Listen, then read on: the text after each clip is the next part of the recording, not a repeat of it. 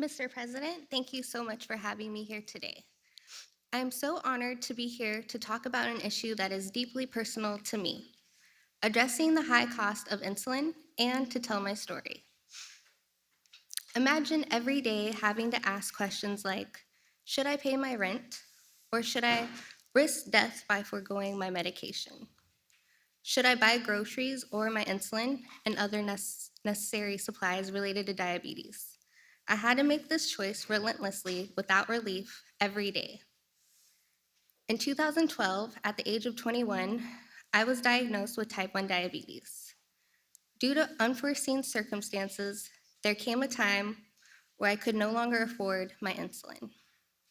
I was forced to ration my supply of drug that is as vital to me as water. I felt myself growing weaker and weaker each day. I could actually feel myself slowly dying. One day, I was rushed to the hospital where they told me I was in diabetic ketoacidosis, a life-threatening and potentially deadly complication of my illness. I slipped into a diabetic coma, and I could have died. This was a terrifying incident. I was ashamed that I couldn't afford my life-saving medication. I didn't want to ask for help. I shouldn't have to ask for help. Insulin and healthcare should be affordable. Ever since my diagnosis, the cost of my diabetic medicine has dictated everything from what kind of job I can take, whether I can set aside some money for savings. Thankfully, I am now able to afford my insulin through my employer benefits. I'm fortunate, but I know there are thousands of people facing this struggle. The reality is that 1 in 4 patients with diabetes has had to ration insulin due to high drug pricing. President Biden gets it. He has a plan to not only save me and millions of people like me money, but also to give us the certainty, the ability to control our health without our health controlling us. For me, President Biden's Build Back Better Act would mean peace of mind. I know how fast our circumstances in life can change, in addition to my illness. I am plagued with the fear that I may not be able to afford my insulin again. I want to see a future where young people like me don't have our lives revolve around our prescription drugs, and we don't have to make career and life choices around insurance benefits. That's why I'm so grateful for President Biden's leadership on tackling the high cost of prescription drugs, particularly insulin. And now, it's my honor to introduce my new friend, President Joe Biden.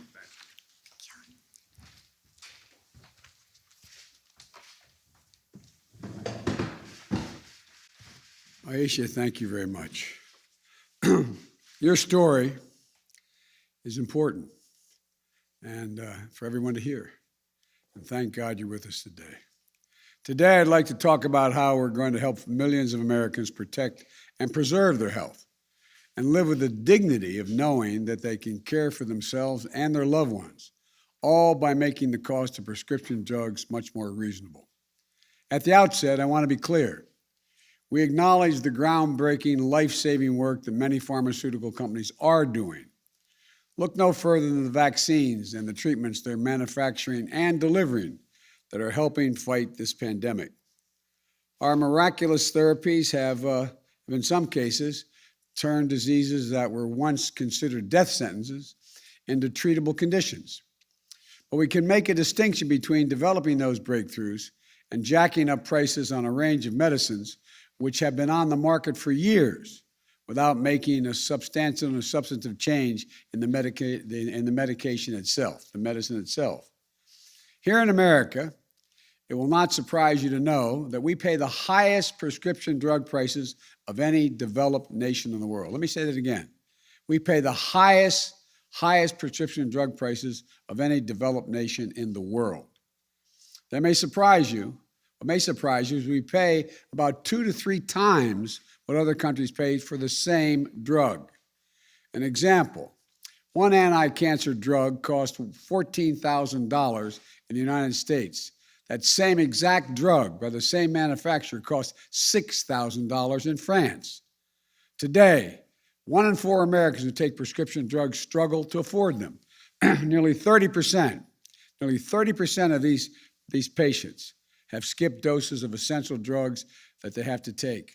Others have simply not fulfilled the prescription, tried to use over-the-counter drug and cut pills in half, or because they can't afford the cost of the prescription. You know, even if you think this doesn't affect you, it does. Everyone has less money in their pockets because high drug costs make health insurance more expensive for everyone. There aren't a lot of things that almost every American can agree on. But I think it's safe to say that all of us, whatever our background, our age, where we live, we can agree that prescription drugs are outrageously expensive in this country. It doesn't need to be that way. Under my Build Back Better bill, which is passed the House of Representatives, it won't be the same way. One of the most egregious examples of what's happening with drug prices regarding the treatment of diabetes and the cost of insulin, a drug that people with type 1 diabetes need to take throughout their lives to control their diabetes and stay alive. It's almost exactly 100 years ago that a 14-year-old boy in Canada, dying of diabetes, became the first person to receive an injection of insulin. Today, one bottle of this life-saving liquid costs less than $10 to manufacture. But in certain types of insulin, prices increased by 15% or more each year for the past decade. Depending on the nature of someone's type 1 diabetes, the average sticker price for a month's supply of insulin is about $375. But some people, it can be as high as $1,000 a month because they need to take more. I just met with 2 lovely women we see in front of me today here. And Sarah Skipper, who was diagnosed with type 1 diabetes at age 5. She has a sister, Shelby, who was diagnosed at age 8. She told me that affording insulin has been the challenge of her and her family's entire life. Sometimes she and her sister ration doses. In 2018, Sarah was no longer covered by her parents' policy. Although she was working 2 jobs, she hadn't met her health care plan's deductible, and insulin was about $1,000 a month supply for her. So she started sharing her sister's insulin from the same vial. At one point, because Shelby thought Sarah had taken her dose, that Shelby cut a dose in half because the bottle was sitting there and it would look like it was half empty. Is that correct? And at that time, she thought, well, I guess what? I guess she hadn't taken it yet. Shelby had been hospitalized as a consequence for 4 days, working 2 jobs, sharing insulin from the same vial in America. Shame on us as a nation. We can't do better than this. Sarah's about to start a new job and doesn't yet know what the insulin will cost. Sarah said, this is a quote, I wish I could make a decision that didn't include diabetes. She shouldn't have to ask such a question. You know, I think about what just happened with Aisha, who's diagnosed with diabetes 3 days before her 21st birthday, having to choose between rent and groceries and medication. Quote, relentlessly, without relief every day was your quote to me. Having to ration her supply and feeling herself, as she says, slowly dying, she ended up in a coma. Think about that. The difference between nearly dying and thriving is the cost of one drug. Sarah and Aisha are far, far from being alone. It's estimated that 34 million Americans, 10% of the population, have diabetes, including more than 1.5 million who have type 1 diabetes, requiring daily doses of insulin in varying quantities. Remember, all of this stress, hardship, suffering, and sacrifice is due to a drug that costs just a few bucks to make. One study found that Americans pay 10 times as much as other countries for insulin. These price increases are about companies looking to maximize profits and nobody standing up for the patients. Nobody with the power to do something about it. It's enough. Nobody has held the manufacturers accountable until now.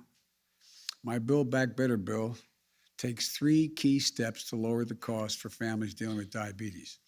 First, we're going to cap cost sharing for insulin at $35 per month. That means you can't get charged more than $35 at a pharmacy counter for your insulin. That's across the board. Whether you get health insurance through your private policy, the Affordable Care Act marketplace, or through Medicaid, nobody is going to pay more than $35 for each month for insulin. Second, for people who don't have health insurance, we're helping you get insurance. That way, people with diabetes can get protected with that $35 copay cap. People who are uninsured today can visit healthcare.gov to check out the options. In many cases, people can get a full healthcare plan, including coverage for insulin and other prescription drugs, doctor visits, and hospitalizations for less than $10 a month if you sign up for the plan. If you live in a state that has refused to expand Medicaid under the Affordable Care Act, my Build Back Better bill is going to fix that as well. These changes are going to ensure access to affordable coverage for millions more Americans and help more people with diabetes get coverage they desperately need. Third, we're going to end the days when drug companies could increase their prices with no oversight and no accountability. Going forward, drug companies that increase their prices faster than inflation are going to face a steep excise tax. In other words, if you're saying to we're saying to drug companies, if you're finally doing it because to be accountable, when your prices to the American people go up, you're going to be accountable. This is important, not only from a health standpoint, but from the standpoint of personal dignity. Imagine if you're a parent of one of the roughly 200,000 young people in this country that suffer from type 1 diabetes. Imagine if you can't afford their insulin. It's not only a risk to your child's life, it deprives you of your dignity. Just imagine, as a parent, having a child with type 1 diabetes and not a damn thing you can do about making sure they have it. You've sold what you can sell. You don't have the money to get it done. Well, my plan addresses an additional fear patients face, which is that when their children are starting their careers and are no longer eligible in their parents' health care plan, they'll be able to get insulin that they need. Outrageous costs affecting everyone across the board, spanning every kind of condition and disease. I remember what it was like for my mom when she got older and moved in with us. Her prescription drugs were thousands of dollars on a monthly basis. Fortunately, I had three other siblings, and we collectively had the means to chip in, so she didn't have to exhaust all of her savings and sell whatever she had left to make sure she could get her drug costs covered. So I'm committed to using every tool I have to lower prescription drug costs for Americans, consistent with the drug companies getting a fair return on their investment. To really solve this problem, we need the Senate to follow the House of Representatives' lead and pass my Build Back Better bill. In addition to the specific progress that the Build Back Better bill is going to make for families facing diabetes, it will also take the additional step of lowering drug costs for people on Medicare. Right now, the only thing Medicare is not allowed to negotiate, they can negotiate the cost of doctor's visits, hospitalization, all the rest. But the one thing they can't, as a matter of law, they are not allowed to negotiate the price for prescription drugs. For everything else, doctor's visits, crutches, they can negotiate. My plan gets rid of that prohibition. What I'm proposing is that we negotiate a fair price, one that reflects the cost of research and development and need for significant need for significant profit. But that is still affordable to consumers. Right now, drug companies will set the price at whatever market will bear. My plan also caps the amount that seniors on Medicare have to spend on prescription drugs each year to no more than $2,000 per year, with Medicaid and drug companies picking up the rest of the cost. And again, our plan says that any drug company can only raise prices based on the rate of inflation and caps insulin cost sharing at $35 a month. So let me close with this. I've long said health care should be a right, not a privilege in this country. And the women I've met with today, and millions like them, are the reason why. People for whom the cost of one drug is the difference between hope and fear, life and death, dignity and dependence. We're closer than ever to passing my Build Back Better bill and providing people suffering from diabetes and so many other diseases the medicines they need and the dignity they deserve, being able to afford them. This is not a partisan issue. Diabetes, Alzheimer's, cancer, so many other diseases, they don't care if you're a Democrat or Republican. It's not about whether or not your loved ones can afford a prescription drug you need. So we need Congress to finish the job, to come together and make the difference in people's lives. I want to thank both the guests here today for being so straightforward with me. We had a good conversation in the office before coming over here. I admire you both. I admire you both. And as my grandpa used to say, with the grace of God and the goodwill of the neighbors, we're going to get this done. So you don't have to worry every single day about what you're going to be able to do. God bless you all and God protect our troops. Thank you so much.